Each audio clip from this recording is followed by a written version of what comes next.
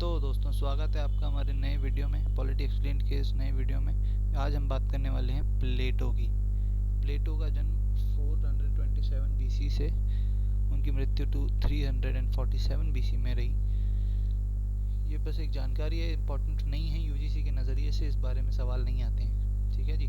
ये Greek philosopher थे, Socrates के स्टूडेंट थे, और सोक्रेटिस के स्टूडेंट प्लेटो, प्लेटो के स्टूडेंट एरिस्टोटल, ठीक है, ऐसा था। और फाउंडर थे ये एकेडमी के, जो कि ग्रीक एथेंस में रही, एंशिएंट एथेंस में। और ये फर्स्ट इंस्टीट्यूशन रही हायर लर्निंग की। ये सवाल आ सकता है, क्या इस्टेब्लिश किया था प्लेटो जी ने? एकेडमी नाम की एक हायर इंस्टीट्यूशन लर्निंग के लिए इस्टेब्लिश की थी। इनके की वर्क्स, जिनकी मेन किताबें रहीं, वो रिपब्लिक रही, the statesman and the law, statesman रही। और ये तीनों इम्पोर्टेंट किताबें, और भी किताबें हैं, मगर ये कुछ इनकी की वर्क्स रहे। थ्योरी ऑफ जस्टिस की जो बात प्लेटो ने की थी, वो इस किताब में की थी, रिपब्लिक में। ये लीजिए, आई गई थ्योरी ऑफ जस्टिस, रिपब्लिक, ठीक है। जस्टिस प्लेटो के अनुसार वो नहीं है जो आज के हमारे मॉडर्न सेंस में हम जिसको जस्टिस समझते हैं, न्याय, वो प्लेटो के नज़रिए में नहीं था। प्लेटो का इसमें मानना था कि हार्मनी रहे स्टेट और सोल के बीच में। जो तीन वर्च्यू प्लेटो ने बांटे, रीजन, एपेटाइट एंड, ये रहा रीजन, एपेटाइट एंड स्पिरिट, ये तीन डिवीजन दिए प्लेटो ने। रीजन जो होता है वो ट्रूथ को सीख करता है, रूलर के पास होता है, इस फिलोसोफर किंग भी प्लेटो ने कहा था। स्पिरिट वो है जो कि यानी करेजियस ऑक्सिलरी, यानी कि जो मिलिट्री क्लास जो सोसाइटी में रही होगी उसको निर्धारित करता है। और एपेटाइट यानी कि प्लेजर और पैसे धेले की जो भूख है उसको यहाँ पर दर्शाता है ये। तो ये जो तीन डिवीजन दिखाए सोल के। अब अगर आपके अंदर रीज़न ज़्यादा है और आप काम कर रहे हैं स्पिरिट का, तो प्लेटो के नज़रिए में ये जस्टिस नहीं है। आप अगर रीजनेबल आदमी हैं, आप रैशनल हैं, तो आपको फिलोसोफर किंग बनना चाहिए। आप में स्पिरिट है, आप में करेज है, आपको ऑक्सिलरी में आना चाहिए। आप में अगर एपेटाइट है, आप बिजनेस माइंडेड लोग हो, तो आपको प्रोड्यूसर्स में आना चाहिए। ये प्लेटो के अनुसार जस्टिस रहा। आइडियल स्ट्रक्चर ऑफ स्टेट, ये क्या है? प्लेटो, वही बात आ गई कि रूलर जो है फिलोसोफर किंग, उसमें विजडम होना चाहिए। ऑक्सिलरी में वही है जो वॉरियर्स हैं, करेज होना चाहिए, स्पिरिट होना चाहिए। प्रोड्यूसर्स, फार्मर्स, आर्टिसान्स, टेम्परेंस और एपेटाइट इनमें होनी चाहिए। जस्टिस प्लेटो के लिए ये रही, सिंपल सी एक लाइन में, or each class doing its own job without interfering in the works of the other. Simple, that is Plato का justice. Philosopher king, only those who know the forms, especially the form of the good, are fit to rule by knowledge, not by wealth or power. Philosopher king वही है जो ज्ञानी हो। Philosopher आप समझते हैं कि ज्ञान हो, रूलर वो जिसके पास ज्ञान हो, विजडम हो, राइट और रॉन्ग की एक बेहतर और मोस्ट प्रोमिनेंट समझ हो अराउंड द, जिसमें भी स्टेट के अंदर सबसे प्रोमिनेंट समझ सही और गलत की फिलोसोफर किंग के पास होनी चाहिए। पैसा या शक्ति, धन बल, बाहुबल, वो फिलोसोफर किंग का किंग बनने के लिए कोई क्राइटेरिया नहीं है, ठीक है ना। थ्योरी ऑफ फॉर्म्स, ये वही थ्योरी है जिसको प्लेटो कहता है कि फिलोसोफर किंग को पता होनी चाहिए। ये है क्या? ये होती है कि true reality exist in the realm of forms of idea. Idealist थे प्लेटो, ये तो पता ही है हम सभी को कि प्लेटो आइडियलिस्ट थे। प्लेटो के अनुसार idea is actually the reality and what we see in reality is actually the shadow of an idea. तो ये प्लेटो जी कहा करते थे, true reality exist in the realm of forms और आइडियाज। तो आइडिया ही सच्चाई है, जो आप सोचते हैं वही सत्य है। The form of the good is the highest source of truth and justice. The form of good is the highest source of truth and justice. सही और गलत की जहाँ पहचान करने की क्वालिटी फिलोसोफर किंग में, तो जिस आइडिया को, जिस फॉर्म को सही माना जाए अकॉर्डिंग टू फिलोसोफर किंग, वही सोर्स है ट्रुथ का भी और जस्टिस का भी अकॉर्डिंग टू प्लेटो। तो politics must reflect eternal truths, not desire of the masses.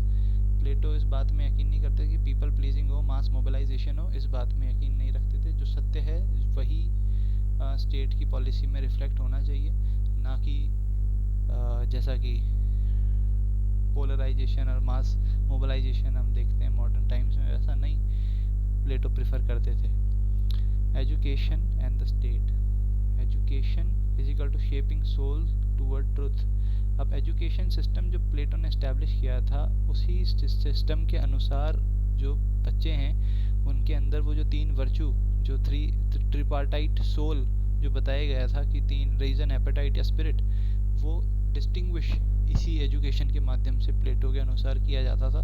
Ruler should be selected through a rigorous education system. वही एजुकेशन सिस्टम शायद 56 साल के आसपास वो सिस्टम एजुकेशन का पूरा होता था, जिसमें एक फिलोसोफर किंग की पूरी क्वालिफिकेशंस हो जाया करती थी। Children should be raised communally not for unity and meritocracy. इसमें कम्युनिज्म ऑफ वाइफ की जहाँ बात आती है कि सोसाइटी में फैमिली का कॉन्सेप्ट नहीं होगा, जो बच्चे हैं वो स्टेट अपने हिसाब से उनको बड़ा करेगा और उस हिसाब से उनके वर्च्यूज़ को आइडेंटिफाई किया जाएगा और उनके जो भी काम जो उनकी सोल के लिए डिज़ाइंड है अकॉर्डिंग टू प्लेटो, उसमें उनको इंडल्ज कराया जाएगा। नहीं तो फिर अगर ये नहीं होगा तो फिर राजा का बेटा राजा बनेगा ना। Censorship and art. इसमें मेरिटोक्रेसी के लिए ये कॉन्सेप्ट है कि children should be raised communally and communism of wife जो है वो मेरिटोक्रेसी और यूनिटी स्टेट में और करप्शन को भी कम करने के लिए इस चीज़ को प्लेटो ने इंट्रोड्यूस कराया था। Censorship and art. Art influences soul, can mislead.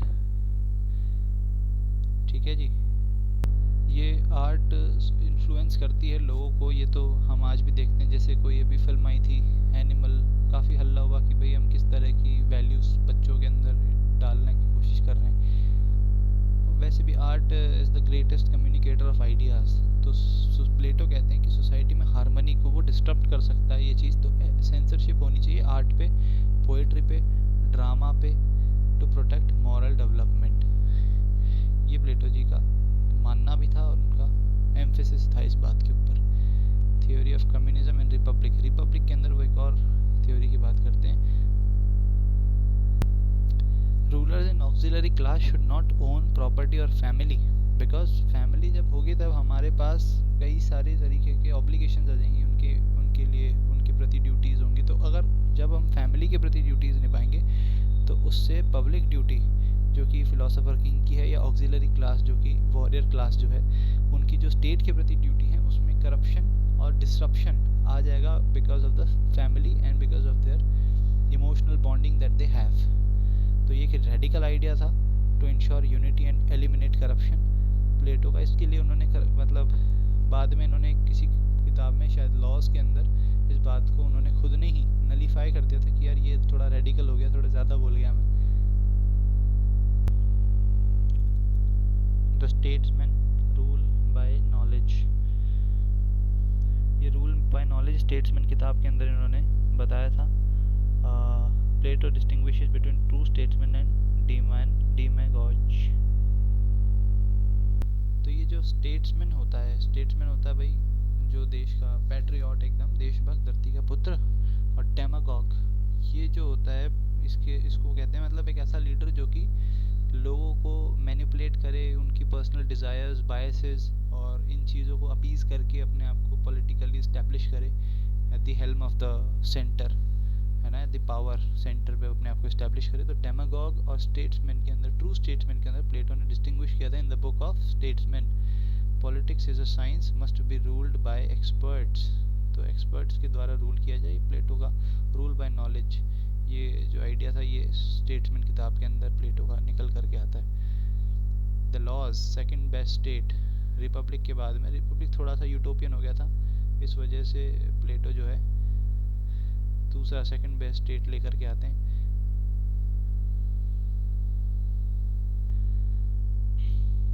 Letter work, ये 12 को तो आप शायद इग्नोर कर दें। More practical than Republic. Republic से ज़्यादा प्रैक्टिकल और ज़्यादा मतलब रियलिस्टिक अप्रोच इसमें प्लेटो अपनाते हैं किताब के अंदर। लॉ के अंदर इसमें रूल ऑफ लॉ को रूल ऑफ रीजन के साथ वो मिक्स करते हैं, और इसमें प्राइवेट प्रॉपर्टी और जो फैमिली का है ना उसको वो एक्सेप्ट कर लेते हैं अंडर स्ट्रिक्ट लॉज कि भाई फिर भी जो मेन प्रायोरिटी अटमोस्ट प्रायोरिटी वो तो आप स्टेट को ही देंगे एज अ रूलर और as a member of the auxiliary class. आपकी मेन प्रायोरिटी तो तब भी स्टेट ही रहेगा according to Plato. Plato's views on democracy critical of Athenian democracy थी। एथेनियन डेमोक्रेसी के थोड़ा सा खिलाफ थे। मॉब रूल था, मतलब उनके हिसाब से कि भाई इग्नोरेंट मास है, मतलब उनको अपीज कर दो, ज़्यादा उनका दिमाग लगता नहीं, इग्नोरेंट हैं, इग्नोरेंस इज़ अ ब्लिस है ना। तो इस चक्कर में वो अजीब अजीब लोगों को चुन करके ले आते हैं।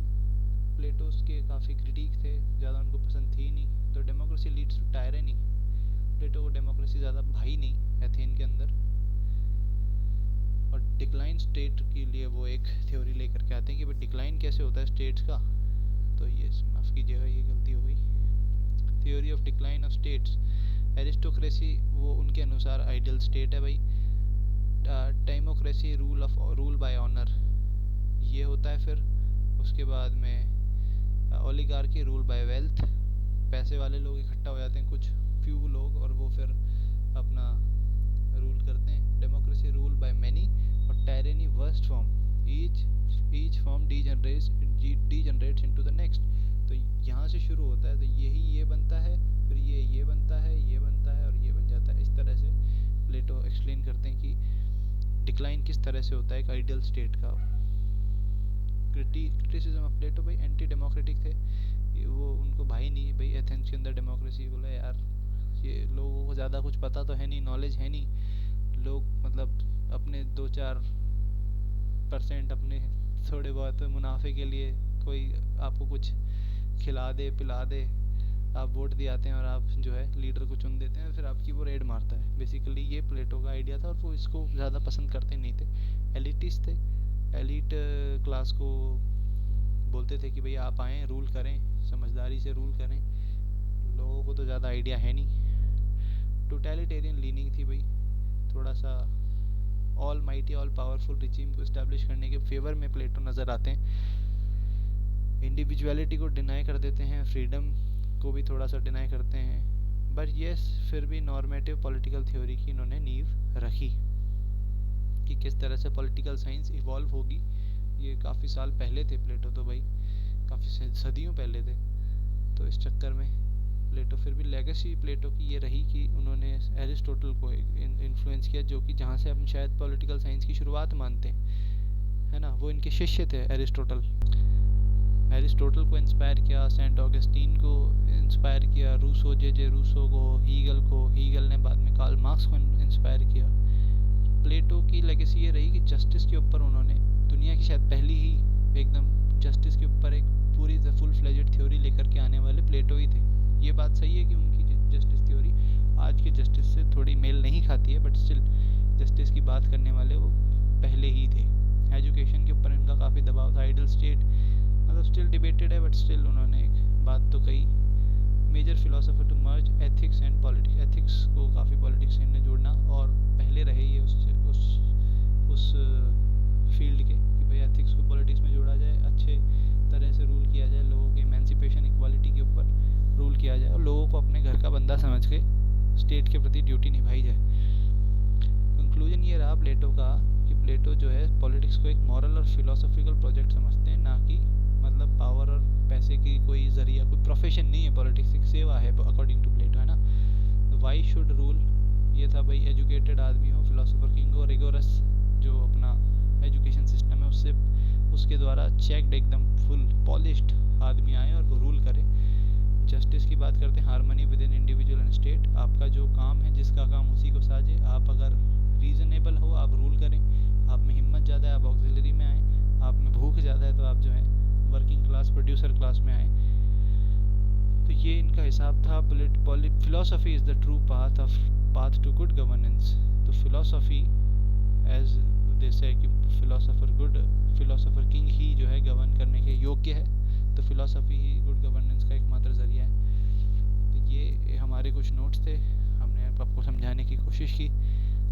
उम्मीद करता हूँ आपको अच्छा लगा होगा। आप अपने दोस्तों को इसको शेयर करें, सब्सक्राइब करें, लाइक करें और ऐसे ही जुड़े रहें हमारे साथ। हम धीरे धीरे धीरे धीरे पूरा नेट का जो सिलेबस है पेपर 2 का पॉलिटिकल साइंस का, हम उसको यूट्यूब पे फ्री में उपलब्ध कराने के मिशन पे हैं और हम आपका साथ चाहते हैं। धन्यवाद। जय हिंद।